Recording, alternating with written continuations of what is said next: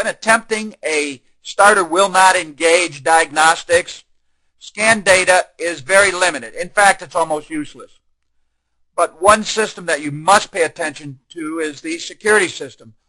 When the security system is activated, the engine will start and run for several seconds, and then it will die. Chrysler calls this a second start block. That means the starter will not engage after the first start and die. So what we're saying is, if you have this problem, you put the key in, the engine starts, and then it dies after a few seconds. And then when you take the key from the run position and turn it to crank, the starter doesn't engage the second time.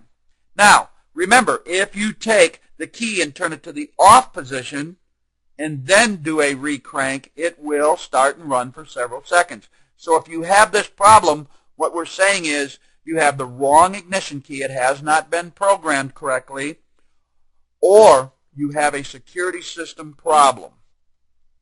This can be verified on some models by a flashing red LED light on the dashboard.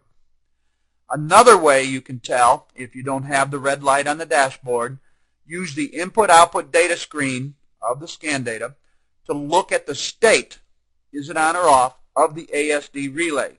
A high state indicates the ASD relay is de-energized by the security system, so we're not going to have starter engagement. A low state indicates that the ASD relay is energized. Now, if the vehicle still won't engage the starter, it's not because of the security system. You have a different problem. Go to starter circuit testing. Additional data available on some vehicles are the VTDD and the VTSS. Now, you're not going to have both of these in scan data. You're going to have one or the other. We just put them here so we can depict them to you.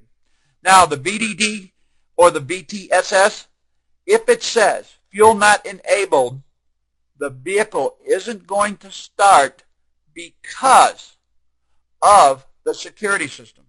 You have the wrong key or there's something wrong with the security system. Now, if the VTDD and the VTSS says fuel enabled, the problem isn't from the security system. Now, a very special note here, pay attention. Other technicians have reported, and they're warning us, of problems when jump starting a vehicle.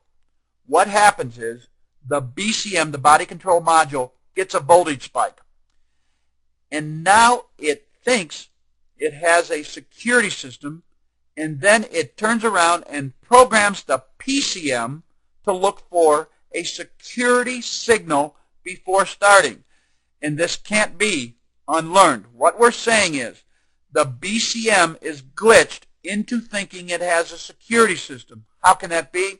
All Chrysler BCMs have security systems, and they are either enabled or not at the factory with a factory scan tool. When the BCM is glitched, it programs the PCM and tells it, look for a security signal before engaging the starter. Now, since this can't be relearned, the PCM will not enable fuel, resulting in a no-start condition. How do you fix this? You have to replace the PCM and the BCM.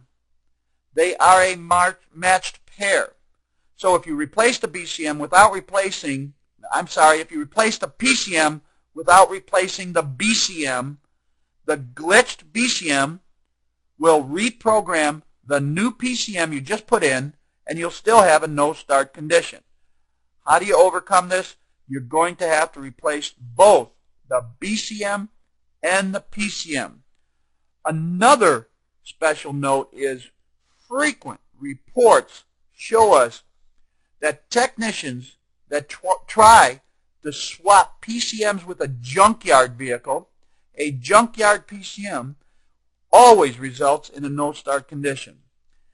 The BCM and the PCM are that matched pair we talked about, and the BCM will not overwrite an existing program, meaning that if the junkyard sent you a PCM from a vehicle that had security system and your vehicle doesn't have security, it's going to sit there and look for a security system before engaging the starter.